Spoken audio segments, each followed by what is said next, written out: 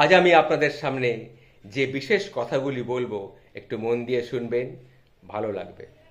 সেই সময় বাংলার সুধী সমাজে আলোড়ন সৃষ্টি করেছিল নাট্যাচার্য গিরিশচন্দ্র ঘোষ, অমৃতলাল বসু, অর্ধেন্দু মুস্তাফি, দাসবাবু, অমৃত মিত্র, নটি বিনোদিনী, আমোদিনী দেবী, এইসব বিখ্যাত অভিনেতা অভিনেত্রীগণ তখন স্টার থিয়েটারে রমরমিয়ে চলছে গিরিশচন্দ্র ঘোষ রচিত এবং নির্দেশিত নাটক চৈতন্য লীলা।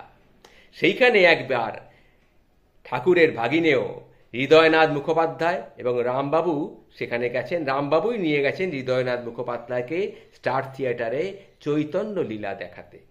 সেখানে গিয়ে তখন হৃদয় রামবাবুকে বলছে, এ আপনি আমাকে কোথায় নিয়ে এলেন রামবাবু? এখানে তো গিরিশ ঘোষের নাটক হয়। গিরিশ ঘোষ তো গণিকাদের নিয়ে নাটক করে, গণিকার মেয়েদের নিয়ে নাটক করে। সেই গণিকাদের গান শোনাতে আপনি আমাকে নিয়ে এলেন? না না, এটা আপনি ঠিক করেননি, ঠিক করেননি। ও ও আবার মানুষে দেখে নাকি? এ আবার মানুষে দেখে? তখন রামবাবু তাকে বলছেন, গুণী লোকেদের অমন হেনস্থা করো না ভায়া, ওরাও মানুষ। মনীষীরা কি বলেন জানো? যেখানে দেখিবে ছাই, উড়াইয়া দেখো তাই, পাইলেও পাইতে পারো অমূল্য রতন। ঠিক সেই সময়ে ঠাকুর সেখানে প্রবেশ করেছেন। ঠাকুর তখন হাসতে হাসতে বলছেন, বেশ বলেছিস রাম, বেশ বলেছিস, বেশ বলেছিস। ওরে, কোন পাথরের গাদায় পরশ পাথর লুকিয়ে আছে তা কি কেউ জানে গো? তা কি কেউ জানে?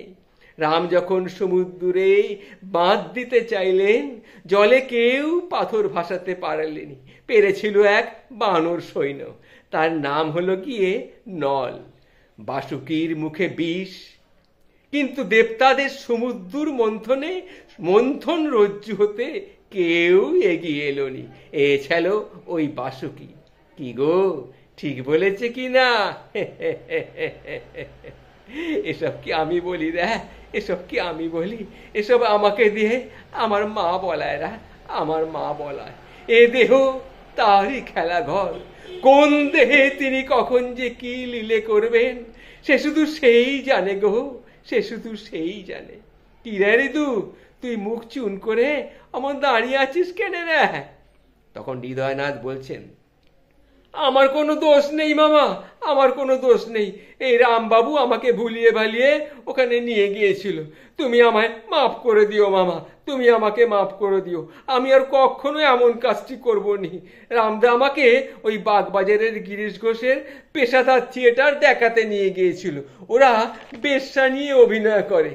তখন ঠাকুর তাকে বলছেন, ওরে, করুক না, করুক না। বাগবাজারের গিরিশ ঘোষ যদি রাজা সাজতে পারে, তবে রাধা বাজারের হরিমতি যশোদা সাজতে পারবেনি? ওরে, সেও অভিনয়, এও অভিনয়। তুই তো খালি একটু দেখবি রে। জলে আর দুধে মিশিয়ে দিলে রাজহাঁস কি দুধ শুদ্ধ জলটা খায় নাকি রে? সে জল খায় না, জল পড়ে থাকে আর রাজহাঁস শুধু দুধটুকুই টেনে নেয়। জল যেমন ছিল তেমনই পড়ে থাকে। তখন রামবাবু বলছেন, আমার ইচ্ছে হচ্ছে সবাইকে ডেকে এনে আপনার কথা শুনিয়ে দিই ঠাকুর। এত বড় সমস্যার এমন সহজ সমাধান কেউ কোথাও বোধহয় কোনোদিন করতে পারেনি। তখন ঠাকুর তাকে বলছেন, ওরে, থ্যাটার যাত্রা হলো গিয়ে নকশিক্যের বড় বাহনরা। থ্যাটার যাত্রা নকশিক্যের বড় বাহন। 100 বক্তিমে শুনে জানা হবে, একবার একটো শুনলে তা মনের ভেতরে একেবারে গেঁথে যাবে, সে আর সেটা ভুলবে নি গো। ওরে রাম, একদিন ভালো বই হলে আমাকে নিয়ে যাবি, আমি একটু যাব। তখন হৃদয় বলছেন, তুমি কি বলছো মামা? তুমি যাবে ওই মদমাতালের আড্ডায়? ওরা সব মদ খেয়ে বুধ হয়ে থাকে, বুঝেছো? যাকে যা নয় তাই বলে।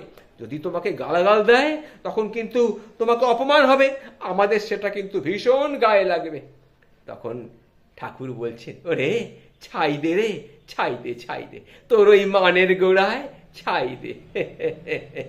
শোন ঋতু, শোন, ভালো কথাও তো বলবে সে দু একটা, তখন খারাপ কথাটা বাদ দে, ভালো কথাটাকে গেরোদে রাখবি, বুঝতে পেরেছিস?